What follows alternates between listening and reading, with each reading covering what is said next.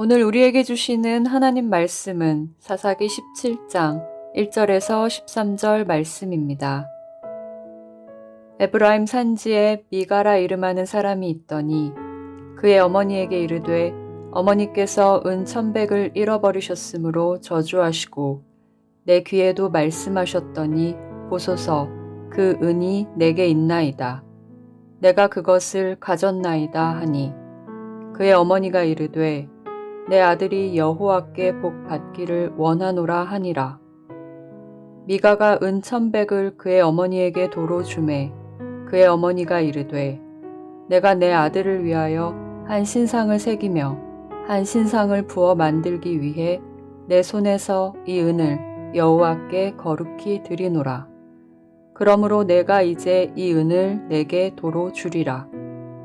미가가 그 은을 그의 어머니에게 도로 주었으므로 어머니가 그 은 200을 가져다 은장색에게 주어 한 신상을 새기고 한 신상을 부어 만들었더니 그 신상이 미가의 집에 있더라. 그 사람 미가에게 신당이 있으므로 그가 에봇과 드라빔을 만들고 한 아들을 세워 그의 제사장으로 삼았더라. 그때에는 이스라엘의 왕이 없었으므로 사람마다 자기 소견에 오른 대로 행하였더라. 유다 가족에 속한 유다 베들레헴에 한 청년이 있었으니 그는 레위인으로서 거기서 거류하였더라. 그 사람이 거주할 곳을 찾고자 하여 그 성읍 유다 베들레헴을 떠나가다가 에브라임 산지로 가서 미가의 집에 이르매 미가가 그에게 묻되 너는 어디서부터 오느냐 하니 그가 이르되 나는 유다 베들레헴의 레위인으로서 거류할 곳을 찾으러 가노라 하는지라. 미가가 그에게 이르되 내가 나와 함께 거주하며 나를 위하여 아버지와 제사장이 되라. 내가 해마다 은 10과 의복 1벌과 먹을 것을 주리라 하므로 그 레위인이 들어갔더라. 그 레위인이 그 사람과 함께 거주하기를 만족하게 생각했으니 이는 그 청년이 미가의 아들 중 하나같이 됨이라. 미가가 그 레위인을 거룩하게 구별하매 그 청년이 미가의 제사장이 되어 그 집에 있었더라. 이에 미가가 이르되 레위인이 내 제사장이 되었으니 이제 여호와께서 내게 복 주실 줄을 아노라 하니라.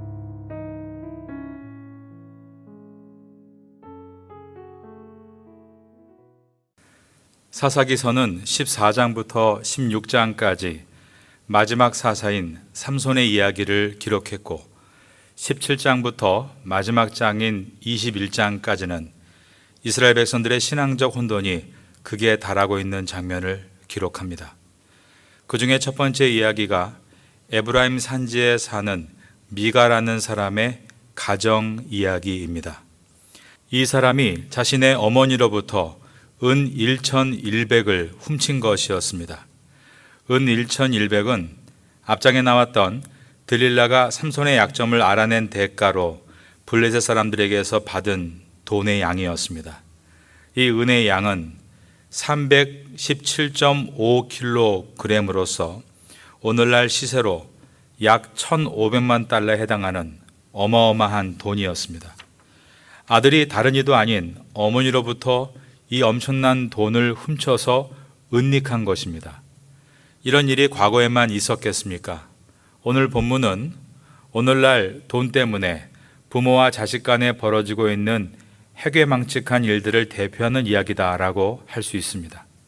그런데 이 어미가 아들이 훔쳐갔다는 것을 모르고 그 앞에서 훔쳐간 사람에 대해서 온갖 저주를 쏟아 부은 것입니다. 그랬더니 미가가 두려워했습니다. 왜냐하면 그 당시 미신은 저주를 들으면 정말 그 저주가 자기에게 일어난다고 믿었기 때문입니다. 그래서 미가는 그 돈을 자신이 훔친 것이라고 말합니다. 그러자 어머니가 갑자기 내 아들이 복받기를 원하노라 생뚱맞게 말을 합니다. 17장 2절을 보겠습니다. 그의 어머니에게 이르되 어머니께서 은 1,100을 잃어버리셨으므로 저주하시고 내 귀에도 말씀하셨더니 보소서 그 은이 내게 있나이다. 내가 그것을 가졌나이다 하니 그의 어머니가 이르되 그 다음 보니까 내 아들이 여호와께 복받기를 원하노라 하니라 라고 했습니다. 어머니가 이렇게 말한 이유도 미신 때문입니다. 그 당시 미신이 저주를 푸는 방법이 저주한 사람이 축복의 말을 해줄 때 저주가 풀린다고 믿었던 것입니다. 어머니가 돈이 없어져서 마구 저주를 퍼부었는데 훔쳐간 자가 바로 아들이었던 것입니다. 그러자 진짜 아들이 어떻게 될까봐 금세 내 아들이 여호와께 복받기를 원하노라 라고 말하고 있는 것입니다. 그 당시 하나님의 백성이라고 하는 이스라엘 백성들이 얼마나 세속적이었고 미신적이었는지를 보여주고 있습니다. 이 어머니는 생각지도 않게 잃어버린 돈이 돌아오자 이 은을 여호와께 드리겠다라고 말합니다. 그리고 나서 한 일이 어처구니 없게도 그 중에 은 200을 가져다가 세공업자를 불러서 신상을 만들게 한 것입니다. 4절입니다. 미가가 그 은을 그의 어머니에게 도로 주었으므로 어머니가 그 은 200을 가져다가 은장색에게 주어 한 신상을 새기고 한 신상을 부어 만들었더니 그 신상이 미가의 집에 있더라. 그는 이 은을 여호와께 거룩하게 드리겠다라고 했습니다. 그리고 실제로 상당한 양의 은을 드렸습니다. 그런데 그 방법이 어떻습니까?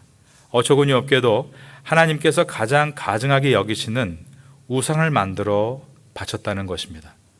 그 당시 이스라엘 사회가 얼마나 우상 숭배가 심각했는지를 이 가정이 적나라하게 보여줍니다. 5절을 보겠습니다. 그 사람 미가에게 신당이 있으므로 그가 에봇과 드라빔을 만들고 한 아들을 세워 그의 제사장으로 삼았더라. 미가가 자기 집에 신당을 가지고 있습니다. 쉽게 말하면 자기 집 방 하나를 교회처럼 꾸며 놓은 것입니다. 그리고 거기에다가 무엇을 놓아 두었는가 하면 에봇 하나를 만들어 놓아 두었습니다.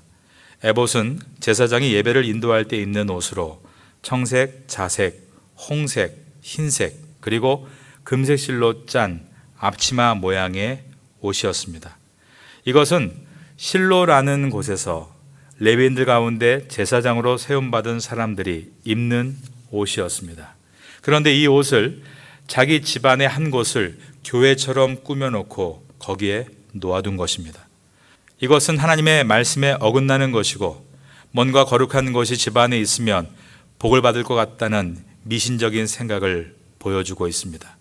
그런데 더 기가 막힌 것은 이 에봇과 함께 우상 단지인 드라빔을 함께 놓았다는 것입니다. 이것은 마치 십자가와 불상을 함께 올려놓은 것과 같습니다.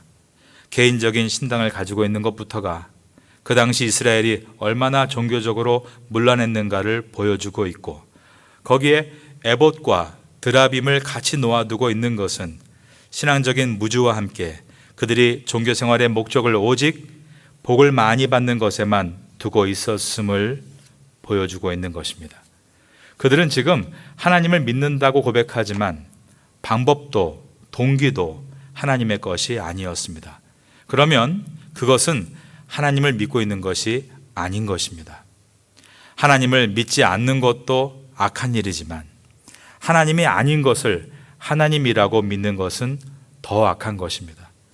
지금 여기서 미가와 미가의 어머니가 벌이고 있는 신앙의 행태는 하나님을 믿지 않는 불신보다도 더 악한 하나님이 아닌 것을 하나님인 척 믿는 더 추악한 모습인 것입니다. 저와 여러분은 하나님을 바로 알아 바르게 섬길 수 있기를 바랍니다.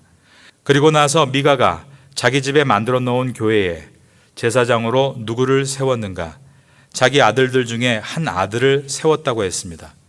이와 같이 하나님의 말씀대로 신앙생활을 하지 않고 자기 마음대로 종교생활을 하는 세대.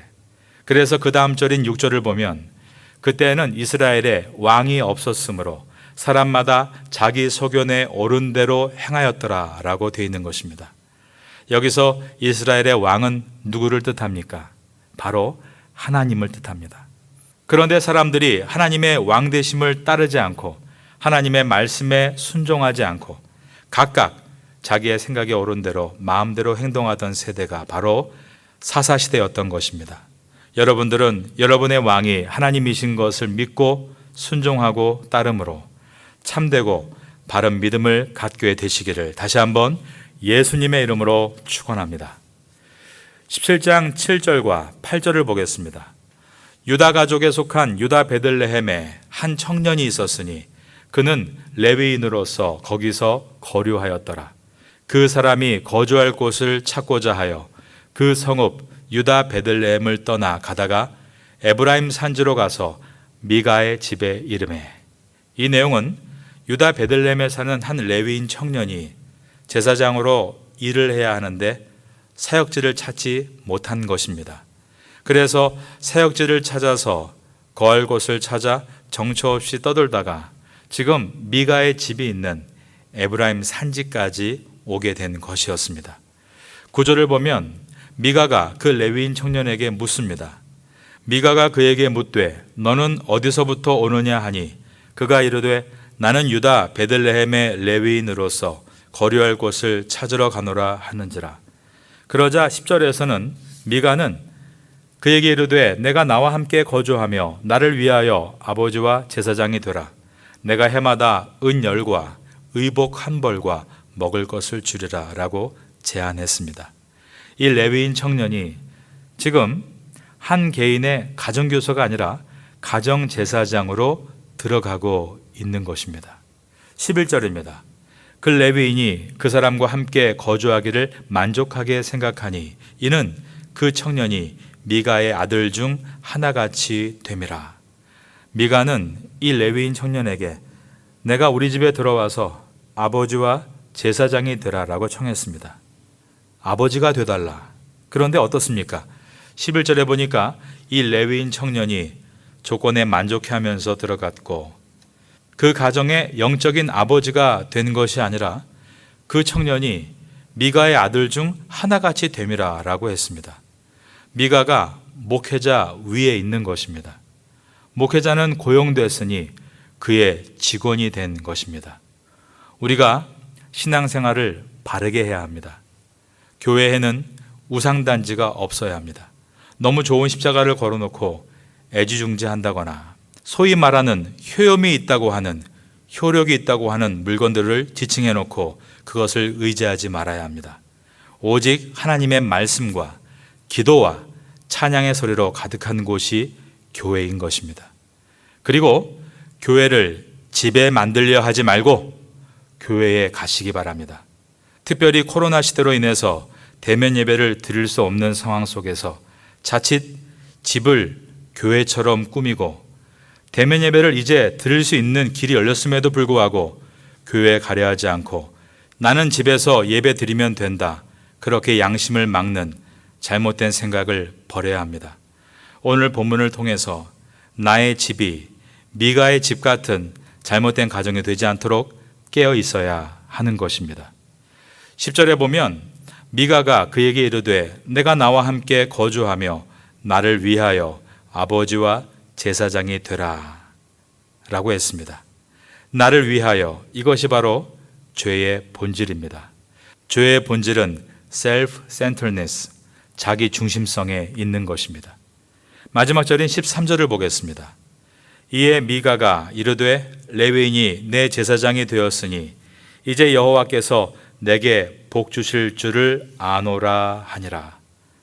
마치 우리가 컴퓨터를 켜게 되면 바로 인터넷으로 접속하는 것처럼 지금 내가 하나님께 은을 드렸고 또 레위 지파까지 목회자로 드렸기 때문에 이제 자동적으로 나에게 복이 주어질 것이다 라고 말하고 있는 것입니다. 레위인이 내 제사장이 되었으니 이제 여호와께서 내게 복을 주실 줄을 아노라. 이것은 하나님과의 관계가 전혀 인격적이지 못한 관계라는 것을 사사기서가 적나라하게 들춰내고 있는 것입니다. 사사시대의 특징인 자기 소견대로, 즉 자기 중심적인 생각이 만들어낸 결과였습니다. 여러분은 나에게 이러한 것이 있는가를 돌아보시고 하나님께 무언가를 받기만을 위해서 기계적으로 하나님을 믿는 것이 아니라 나를 구원하시고 내 인생의 주인이신 하나님을 인격적으로 믿는 바른 성도가 될 수 있기를 마지막으로 예수님의 이름으로 축원합니다.